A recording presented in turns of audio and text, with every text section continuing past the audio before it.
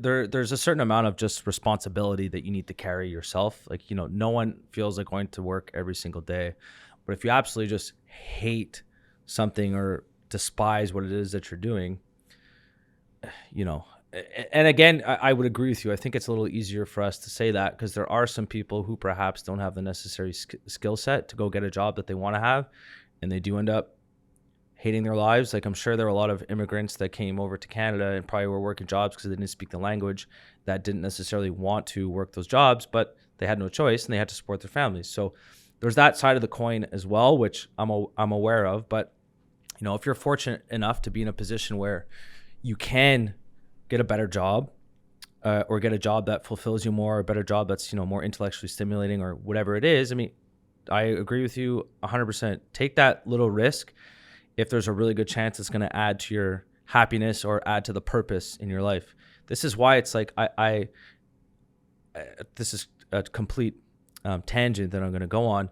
I found there was this guy, and so they talk a lot about universal basic income, especially with AI, and there's a lot of jobs that are being taken away.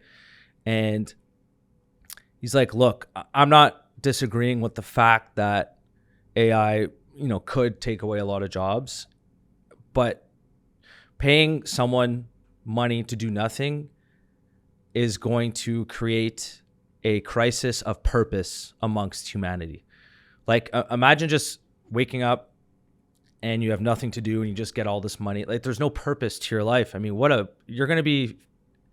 sad life, in my opinion. I mean, like, some people might go, oh, whatever, but it's at the end of your life, me personally, if I did that every day, woke up on a beach and just drank and got drunk all day, it's fun for a week. You can't do that for the rest of your life. You're going to wake up one day with a lot of regret, going, damn, what the hell did I accomplish my entire life? It's almost like we've taken a turn to the philosophical side of things. But it's also, like, that will slow. I mean, you have to think, like, if majority of people are getting by and they're comfortable, then innovation is also going to slow down because there's less people that are being pushed out of their comfort zone to do something different. Mm-hmm. Less businesses are going to be started because people are not put in a position where they need to do something different. And so what happens there? Like, I think that the economy just kind of slows down. Mm-hmm. I also think, like, a lot of the times, like, when I talk to people, like, so it's normal because I work in tech. So, like, we're always talking about, like, tech careers and these really, kind of abstract concepts for a lot of people. Like, it's very specific. You need specific education. You need to take specific courses. You need to learn really well how to use computers and how to code and how to do all this stuff and use software. But, I think, like, for example, going on your when you said if you're an immigrant and you're here, it's it's a little bit more challenging. Like, there's also a lot of money. I don't know if you follow Cody Sanchez on I don't. YouTube. So she talks about boring businesses being things like laundromats, car washes, insurance, HVAC, maybe not insurance, because basically it's things that can be, kind of the average person could kind of go in and figure out how that business works and make a good living. And so there's a whole bunch of baby boomers, business owners that are about to retire in the next 5 to 10 years. They own businesses that cash flow right now, successful businesses. They're not going to sell those businesses. They might not have kids that want those businesses.